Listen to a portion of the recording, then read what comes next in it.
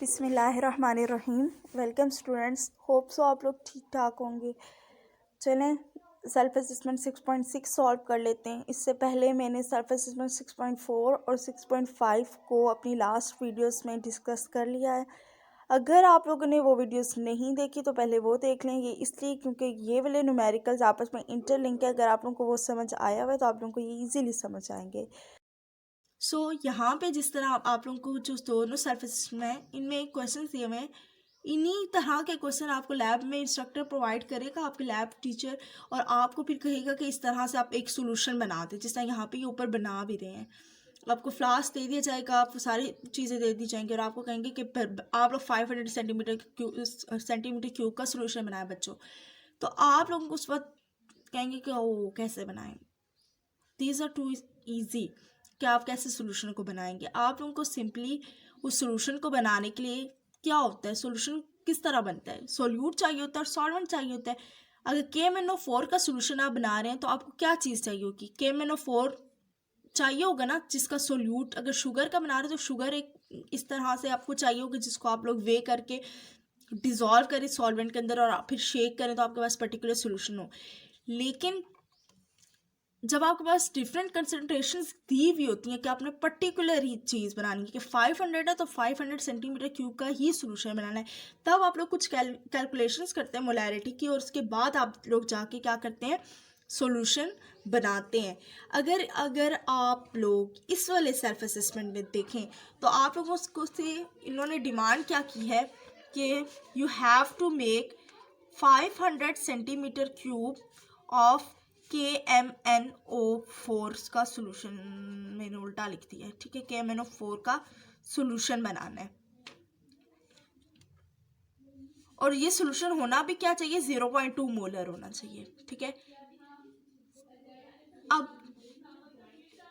एक सोल्यूशन को बनाने के लिए आप लोगों को मैथ चाहिए होगा और आपको ये भी चाहिए होगा आप कितना वॉल्यूम लें ताकि आप उसको डिज़ोल्व करें। वॉल्यूम इन्होंने आप लोगों को बता दिया है कितना चाहिए, 500 सेंटीमीटर क्यूब चाहिए। तो ये तो आपका मसला हल हो गया कि आपको 500 सेंटीमीटर क्यूब चाहिए, ठीक है। लेकिन अगर आपको याद हो मोलैरिटी के केस में फॉर्मूले में क्या हमारे पास रिक्वायरमेंट होती थी कि वॉल्यूम जो है वो डेसीमीटर क्यूब में हो। तो हम लोगों को 500 सेंटीमीटर क्यूब को क्या करना है, पहले कन्वर्ट करना है ना डेसीमीटर में। तो उसके लिए हम क्या करेंगे, 500 को सिंपली डिवाइड करेंगे 1000 से, तो हमारे पास क्या आ जाएगा, 0.5 बनता है डेसीमीटर क्यूब सॉल्यूशन का वॉल्यूम आ गया। अब जो दूसरी चीज़ जो आपको मैथ्स डिज़ोल्व करना है एक पर्टिकुलर सॉल्वेंट के अंदर और फिर शेक करके सोल्यूशन बनाना है, वो मैथ्स आपको कैलकुलेट करना है, ठीक है। अब यहाँ पे नहीं गिवन कि आप लोगों को मैथ्स फाइंड करना है या नहीं, लेकिन ये आप लोगों ने खुद लिखना है कि एक सोल्यूशन बनाने के लिए, क्योंकि आपको पर्टिकुलर मैथ्स तो चाहिए, तो उसकी मैथ्स के कैलकुलेशन में जो आगे बताऊंगी किस तरीके से करेंगे आप वो फॉलो करेंगे स्टेप्स।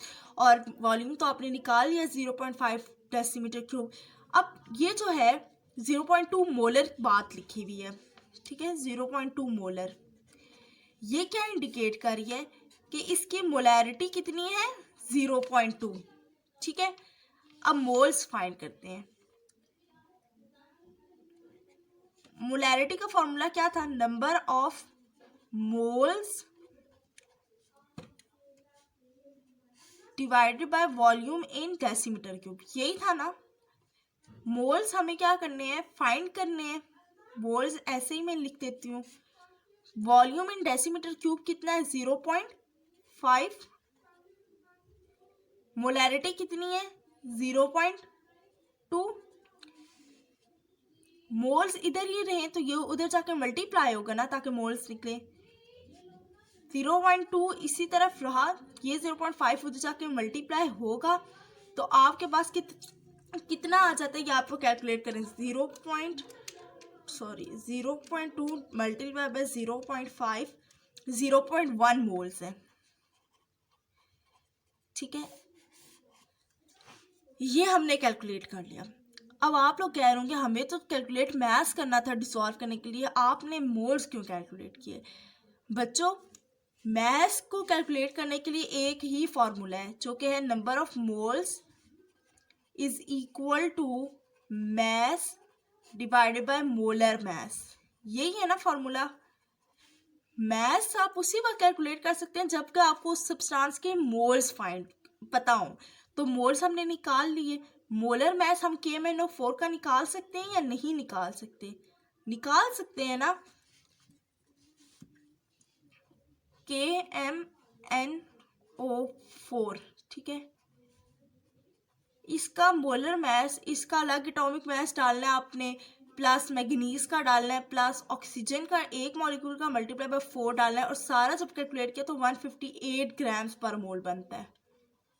ठीक है, ये 158 ग्राम पर मोल मोलर मैस भी आ गया। अब सिंपली आप इस फॉर्मूले को एडजस्ट करेंगे, मैस इसी तरफ रहेगा, मोल्स के साथ मोलर मैस उस तरफ जाकर मल्टीप्लाई होगा, तो आप लोग क्या कर सकते हैं, मैस फाइंड कर सकते हैं।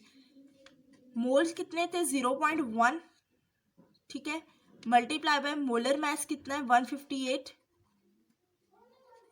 इन दोनों को आप लोगों ने मल्टीप्लाई किया, 0.1 मल्टीप्लाई बाय 158, आपके पास 105.8 ग्राम्स क्या आ गया, मैस आ गया। ठीक है, तो अब आप लोगों को सिंपली क्या करना है, मैस कितना लेना है, 155 ग्राम्स लेना है मैस। इसको ऐड करना है किसके अंदर, एक वॉल्यूम जो है कितना था, 0.5 डेसीमीटर क्यूब लेके इसको शेक करना है, तो आपके पास 500 सेंटीमीटर क्यूब का सॉल्यूशन बन जाएगा। ठीक है, ये जो क्वेश्चन का था, इसको मैं एक दफ़ा समराइज कर देती हूँ ताकि आप लोगों को इजीली समझ आ सके। ठीक है, सबसे पहले बच्चों इस क्वेश्चन में क्या है, 500 सेंटीमीटर क्यूब का हम लोगों ने सॉल्यूशन बनाना है जिसकी मोलैरिटी इतनी हो। ठीक हो गया, हम लोग को ये बात तो पता थी कि मोलैरिटी इतनी है, तो हम लोगों ने क्या करना है, 0.2 मोलर का मतलब क्या है कि 0.2 उसकी मोलैरिटी है। 500 सेंटीमीटर क्यूब सॉल्यूशन बनाना था, उससे हम लोगों ने ये निकाल लिया डिवाइड करके 0.5 डेसीमीटर क्यूब्स। हम लोग को मैस फाइंड करना था, मैस हम लोग इस फॉर्मूले के थ्रू फाइंड कर सकते थे, लेकिन इस फॉर्मूले में हमें मोल्स भी चाहिए थे, तो इसलिए हम लोगों ने पहले मोल्स निकाले। नंबर ऑफ मोल्स निकालने के लिए हम लोगों ने क्या किया, मोलैरिटी वाला फार्मूला इस्तेमाल किया। Molarity equal to number of mole divided by volume in decimeter cubes. Molarity हमें पता थी 0.2 मोलर, क्वेश्चन में गिवन था। मोल्स हम लोगों ने इस तरह निकाल लिए, इन मोल्स को मोलर मैस भी हम लोग ने निकाल लिया, मोल्स को इधर पुट किया, मोलर मैस को पुट किया, हमारे पास मैस भी आ गया। फिर इस मैस को आप लोगों ने वॉल्यूम के अंदर डिसॉल्व किया, तो जो आपके पास रिजल्टेंट सॉल्यूशन बनेगा वो आप लोग अपने इंस्ट्रक्टर को कह सकते हैं कि it is actually 500 centimeter cube solution. Hope so आप लोगों को समझ आ गया होगा। Thank you so much.